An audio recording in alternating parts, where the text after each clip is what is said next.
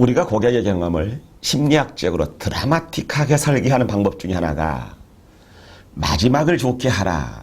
이 부분에 대해서 생각해 보도록 하겠습니다. 심리학에 보게 되면 피크 엔드 효과라고 있습니다.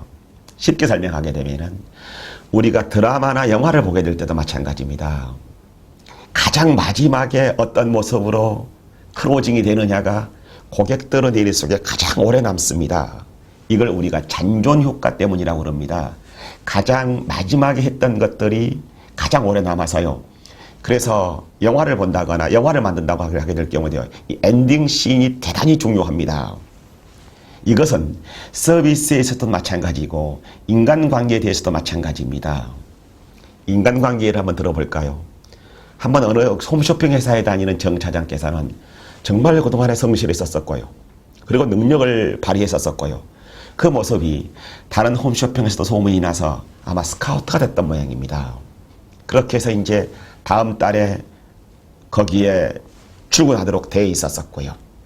그렇게 돼서 이 정 차장께서는 다음 달에 거기에 출근하도록 돼 있었고 여기 회사에서는 퇴직을 하겠다 하고 의사를 밝혔기 때문에 그때부터는 상당히 근무가 소홀해질 수밖에 없죠. 근데 여러분도 가끔 알다시피 요즘 회사에서는요, 특히 경력직 사원을 채용하게 될 때 평판조회라는 게 있습니다. 이력서에 나와 있는 것보다는 사실 이력서는 본인 스스로 자기 모습을 더 화려하게 치장할 수밖에 없지요.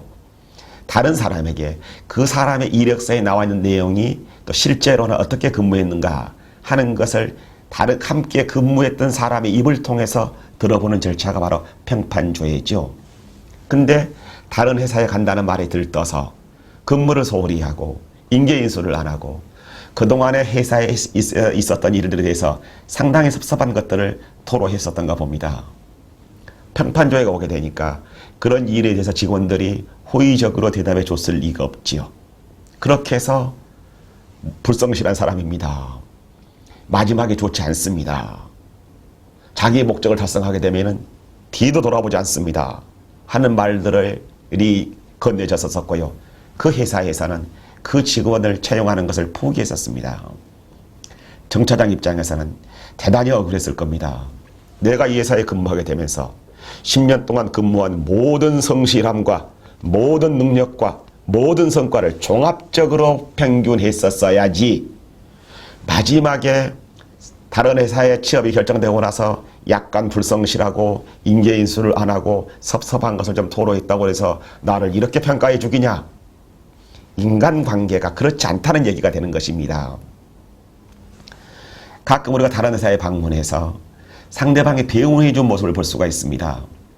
그 자리에서 그냥 인사만 건네는 경우하고 엘리베이터까지 따라 나와서 인사를 건네는 모습하고 저는 오늘 회장님을 뵀었는데요. 주차장까지 따라 나와서 배웅해 주는 모습을 보고 나서 상당히 황송스럽기도 하고 얼마나 많이 감동을 받았던지요. 우리가 마지막이 사람들한테 어떻게 기억되느냐 하는 부분 쪽에 대한 효과를 그 회장님께서는 잘 간파하고 계셨던 것으로 생각이 됩니다. 서비스가 그렇습니다. 제가 어느 광고를 한번 본 적이 있는데요. 보일러 광고 회사였던 것 같습니다. 어느 주부가 쓴 독자의 편지 내용을 봤었더니 보일러가 고장이 나서 여러 번 전화를 걸었었다. 오늘도 안 오고 내일도 안 오고 날씨는 추워서 보일러는 고장이 나가지고 아이들도 추워서 벌벌 떤다. 빨리 좀 와서 보일러를 고쳐달라 했었더니 지금 바쁘다. 여러 군데 여러 데서 전화가 걸려와서 지금 미처 고객집에 갈 수가 없다. 당분간은 두꺼운 이불을 덮고 자라. 이런 말을 들었었는데 그 고객 얘기가 세상에 보일러를 저 사람이 팔아먹을 때도 저렇게 불성실하고 불친절했겠느냐. 그렇게 분노하는 모습을 신문에 독자의 편지라는 내용으로 실었더라고요.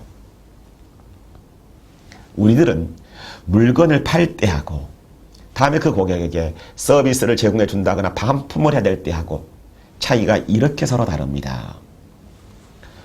오른쪽 표에 보게 되게 되면은 자동차를 파는 세일즈맨하고 그 다음에 그 자동차를 산 고객하고 서로 어떻게 심리적으로 다른 것인가 하는 모습을 보여주고 있는데요.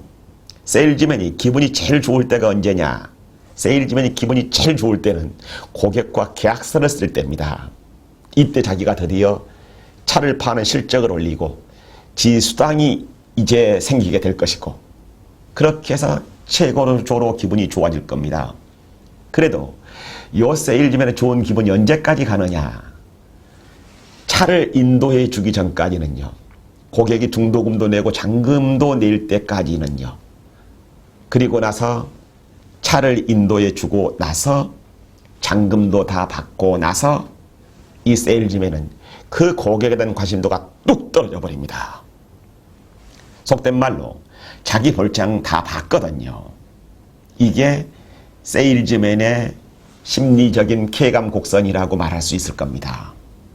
반면에 그렇다면 고객의 쾌감 곡선을 한번 들여다볼까요?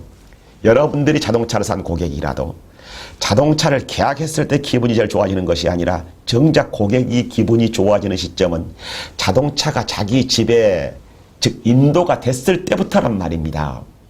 그때부터 자동차의 운전 요령이며 시승을 하는 것이며 그 다음에 점검은 어디다 해야 되는 것이며 기념품은 뭘 주는 것이며, 그때부터 세일즈맨이나 자동차 회사에서 어떻게 자기를 케어해주고 만족스럽게 해주느냐 하는 쪽에서 가장 고객의 쾌감 곡선이 올라갈 때 회사에서는 차 인도해주고 돈 다 받았기 때문에 관심도가 뚝 떨어지는 현상이 발생합니다.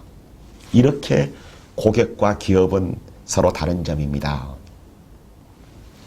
제가 전에 쓴 책 중에 하나 중에 먼저 돌아눕지 마라, 그런 책을 쓴 적이 있습니다.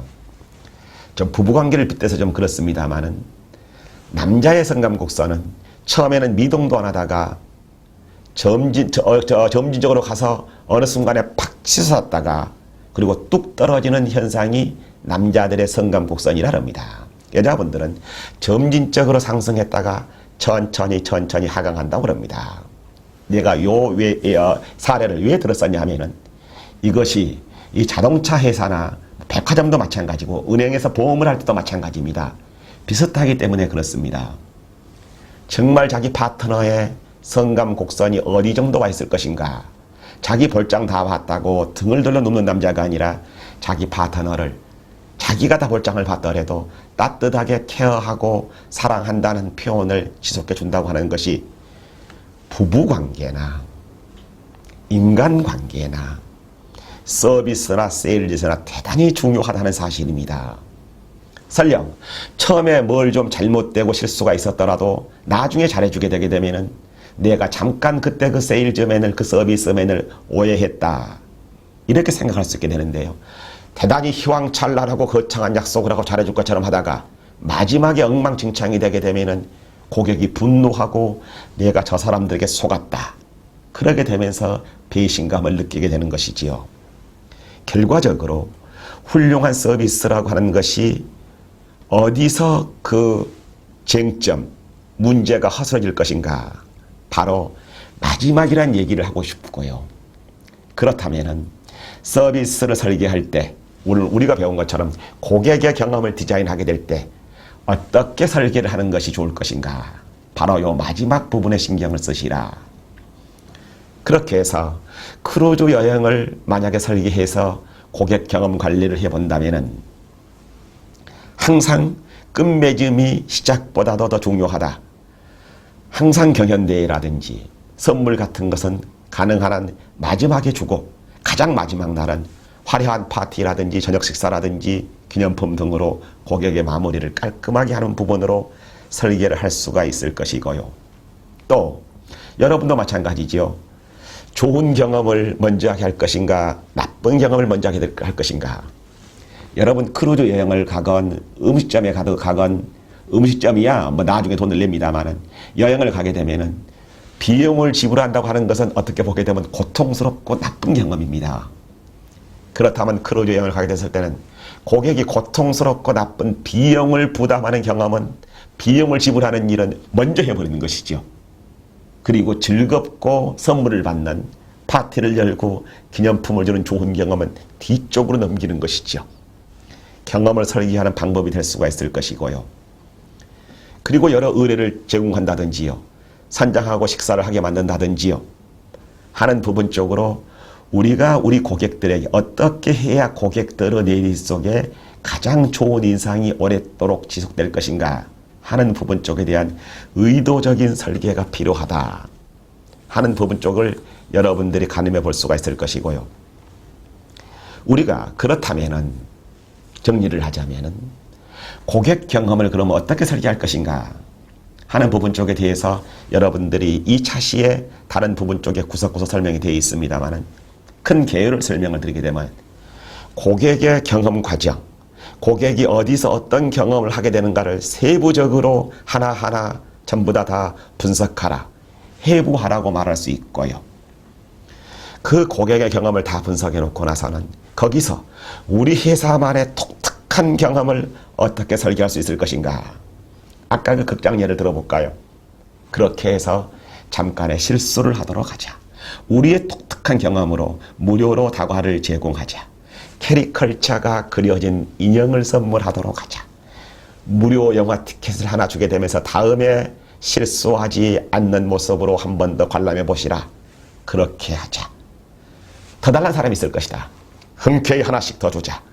다른 극장이랑 달리 우리 극장에서 어떻게 차별화된 경험을 제공할 수 있을 것인가 하는 부분 쪽을 거기다가 리마커블한 서비스를 포함시키라. 그렇게 해놓고 나서 고객이 그러면 어떻게 생각하느냐, 얼마나 만족스러워하느냐 하는 고객의 소리라든지 이렇게 해줬으면 좋지 않겠느냐, 그렇게 해서도 불만이 생길 수도 있겠지요. 그런 고객의 피드백을 반영하라. 우리 직원들이 어떻게 하다 보게 되니까 정말로 훌륭하고 잊을 수 없는 서비스가 제공됐고 또 다른 때는 평범하고 그러는 게 아니다. 항상 거기 가게 되면은 어느 주유소에처럼 사과가 하나 놓여 있어서 드시고 가시라. 항상 노드트럼 백화점에 가서는 거기에 가장 아름다운 좋은 자리에 아름다운 음악, 아름다운 선율이 흐르는 피아노가 제공돼서 고객들을 즐겁게 해줄 수 있게 돼서 일관된, 이걸 블렌드화된 경험을 제공할 수 있도록 마무리를 지어라 하는 부분 쪽에 대해서 우리가 우리 고객들에게 심리적으로 어떻게 고객의 경험을 효과적으로 심리적인 처방을 통해서 극대화시킬 것인가 하는 부분을 생각해 봤었고요.